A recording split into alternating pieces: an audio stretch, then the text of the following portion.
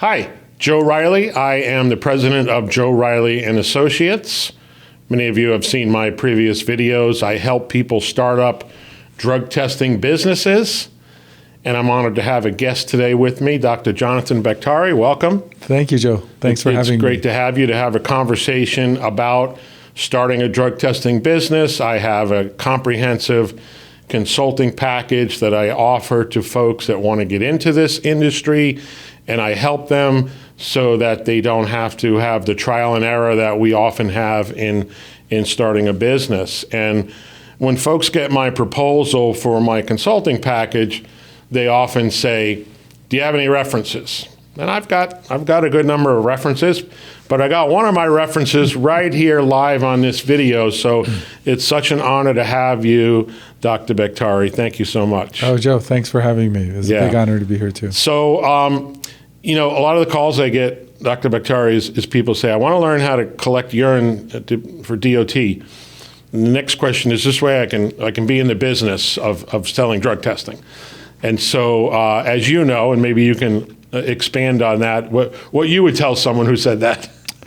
Wow, that's a lot of. I tell them to call you. Yeah, there's more to it than collecting pee. Yes. I often ask them, I want to get the training. I said, well, what training? I want to get the training to collect urine. I said, do you know how to run a business? And they say, no. Have you ever had a business? No. And I say, you also need to learn how to run a business besides learning how to collect urine. That's only part of it. And there's many successful drug testing businesses that don't even collect pee. Yes. They outsource it 100%.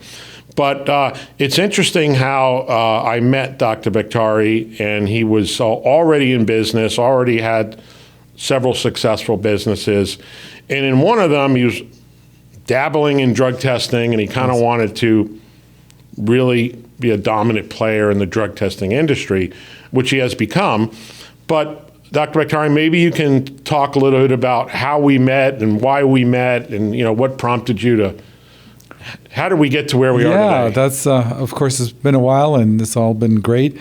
I think in our business we were doing drug testing as a side thing.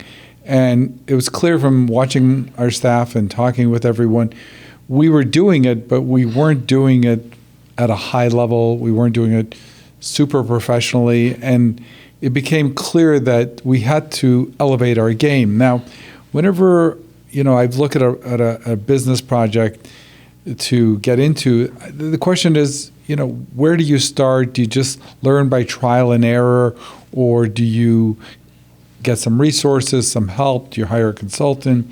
Do you watch a lot of YouTube videos? Whatever it is. So in that case, I thought the best approach would be to go to a conference.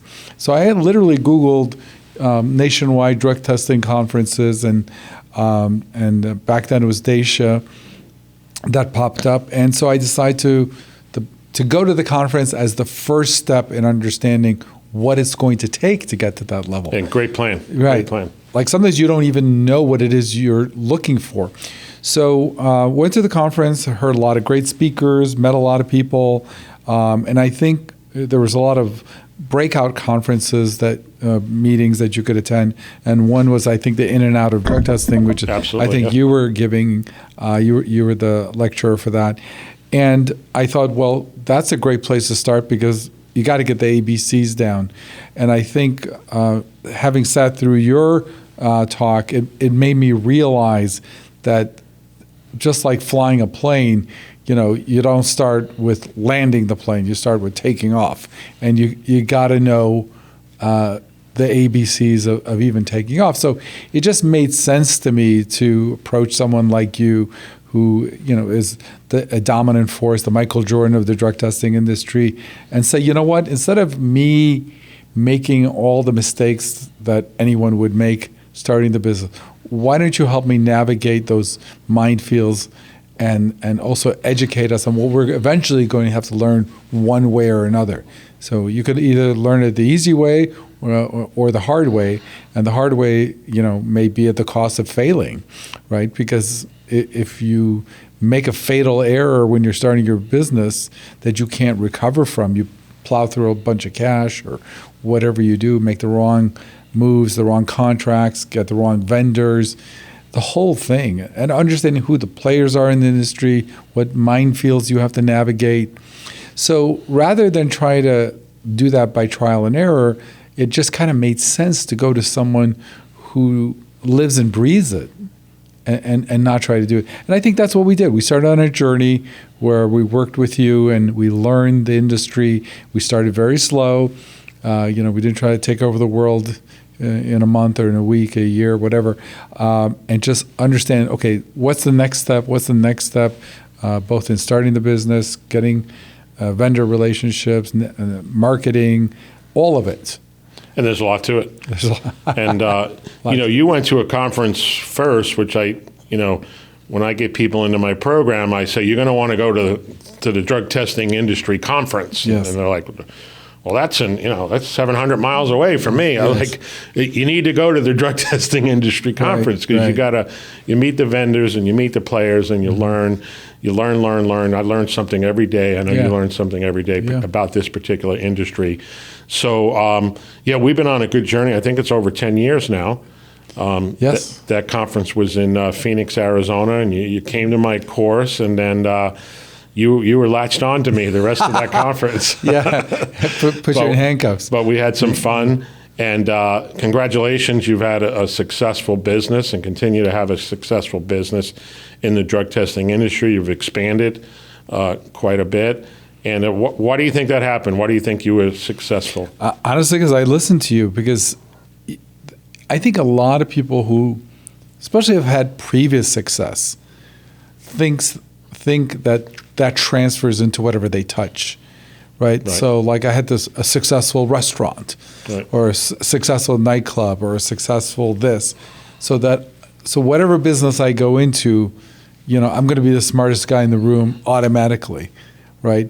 And I think part of realizing just because you have been successful in one thing, if you're starting something new, you have to humble yourself and you have to say, listen, yes, I'm good at that, but this is something I know nothing about.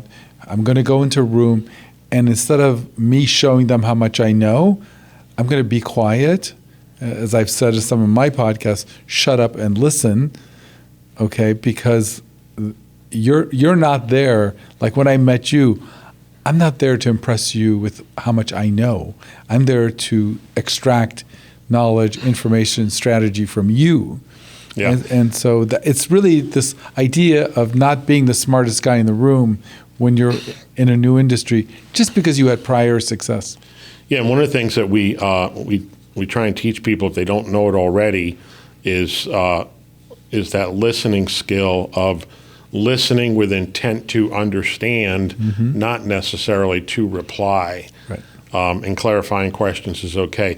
But you mentioned your podcast, which I really enjoy. Tell us a little bit about your Baktari MD podcast. Yes, so the Baktari MD podcast is something we decided to do for many reasons, but I think the main driving force for Baktari MD podcast, especially season 2 where we do Crash CEO School, is that I think a lot of people view leadership in business as a soft skill. Like they think, I'm a good guy, I have a great sense of humor, people like me, and so I'm naturally going to be a good CEO. And nobody would ever say that about flying a plane, right? Nobody would say, I'm going to land a 747 because everybody likes me and I'm a nice guy.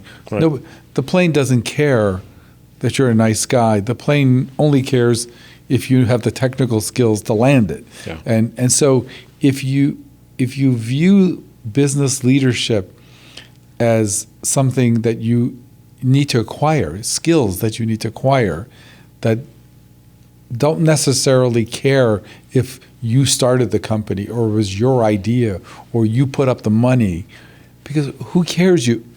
At the end of the day, that's not going to make you know how to hire, fire, build culture, listen, vet people out, make the right decisions, see obstacles that might be headed your way that's around the corner, not directly in front of you.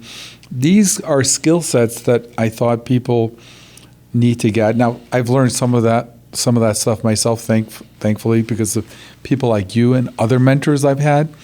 some of it I have learned from School of Hard Knocks, where we've made the mistake. We all have. We all have, right?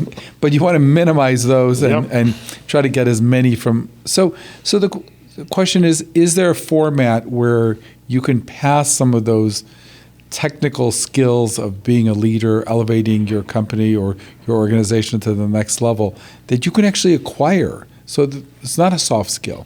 It's something that you actually have to work at and get, and then use that information to propel your company or your organization to the next level. Yeah, and whether you're just starting a business or you've had a business for 5 years or 10 years, in my case, I've had a business for 30 years, the season that you're doing now, your second season, Crash CEO, if you're starting, you're a CEO. If you've been doing it for 10 years, you're a CEO. And listening to that podcast, and I love it, by the way, and I highly recommend it, is I hear things that I've done that have worked, and I say, okay, great, I did a good job. Mm-hmm. And I hear some things that I haven't done, and I say, I'm going to do that, I'm going to try that. And so it kind of reinforces you. It as a leader, leaders are sometimes in a lonely world. CEOs of business are sometimes in a lonely world. So that podcast is great. You also have a training course on sales calls. Mm-hmm. Can you tell us a little bit about that? And I think this training course on sales calls, for anybody that's in sales, and if you open a business, you're in sales, should look into this course. So tell us about that. Yeah, the course is called highconvertingcallclasses.com, where we have the course. It's on Kajabi, and it was actually an internal course that we had for our own organization. And what we found out is, especially sales or appointment calls that people get that are incoming to them. So in other words, you spend all this money on Google, and you have social media, and you're driving phone calls to your business, right? You're spending all this time and effort. But when the phone calls come in, what do you do with them? And what we found that if you have no training at all, and these are just rough numbers, about 30% of the calls translate into an appointment or a sale. Different industries vary. Sure. But let's just pick that number as a number. And that's what we found is that 30% of people have to get that service, or there's some compelling reason for them to sign up, irregardless of who answers the phone and irregardless of what they say. So literally, you think of it like a gym membership. You walk into a gym, it's the one next to your house. You're definitely going to go there. It doesn't matter what the presentation is. You're signing up no matter what. That's 30%. Now, the other 80, 70% have a choice. Some 20% are not going to sign up no matter what.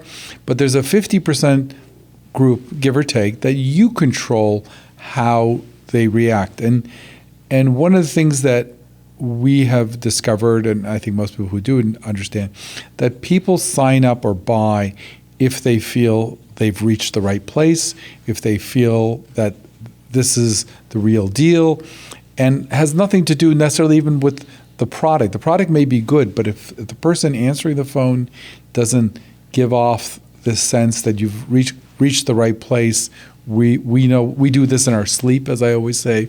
If you can give that aura, you've called the right place, we do this in our sleep.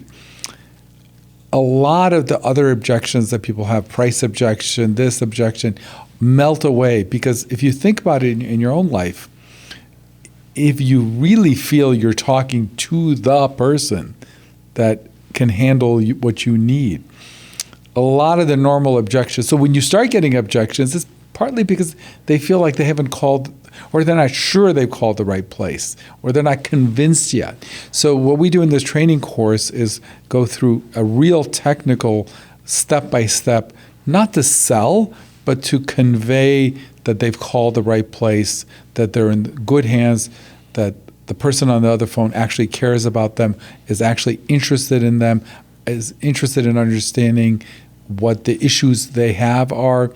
And once you do that, it's not even a sales process. It's not, everything else melts away. Yeah, it's a consultation and you get them what they want. And with the folks that join my Start a New Drug Testing Business package, I give them a lot of homework to read and watch videos and to learn, read regulations, because regulations are important in the drug testing business. And sometimes they give me this, weird look like, this is a lot of homework. Right. And I'm like, and the next question later on sometimes is, what separates me from the guy down the street that's selling drug testing? And I said, well, if you did your homework, you already know more than he does, and he's been doing this for 10 years because he never did his homework. Right. So that knowledge, I often say, knowledge is power. And so getting somebody on the phone, you're a professional, you know what you're talking about. A lot of people may call for a product or service, but may not really understand how to ask for it, especially something like a drug test. Like somebody's told them, go get a drug test or this or that, and they need a consultative approach. Right. And I think that's a big part of your class. How does somebody access that again? It's highconvertingcallclasses.com. Okay. But it's funny you should say that because I want to just piggyback on what you just said. In the course, look, we have hundreds and different things rules and strategies you need to follow. But one of the first ones is understand that the first thing someone says to you on a phone call is not necessarily what they mean. Yep. So they may say, how much is a urine drug test, or how many locations do you have? But what we teach in the course and to my staff is really interpret almost every first question like, can you just tell me how your process works, or how your drug testing works in your case or our case? But really, if you don't really, the first question isn't really a question. And the reason it's not a question, like even if somebody calls us and says, how much is a urine drug test? Even when we don't initially answer that question and we just tell them how our process works about getting a test, often they don't even go back to that question. So it kind of makes you think, if that was such an important question, why aren't they going back to it? Or how many locations do you have? Or what's involved in something very specific? So the reason that that's not their question is because when you don't initially answer it and give them a broader, like, this is how we do it, this is how it works, this is what's involved, if they never go back to that question, it wasn't a real question. And the flip side is, if they do go back to it, then that was the question. So if you call somebody and says, do you have a certain model car, they're very specific. They want to know if you have a Honda Accord LX red. You don't answer that question, they're going back to it because that's a real question. Yep, absolutely. Right. Yeah. It goes back to listen with intent to understand, not necessarily to reply. And, when I learned that a good number of years ago, I tried it at home too, and it's amazing.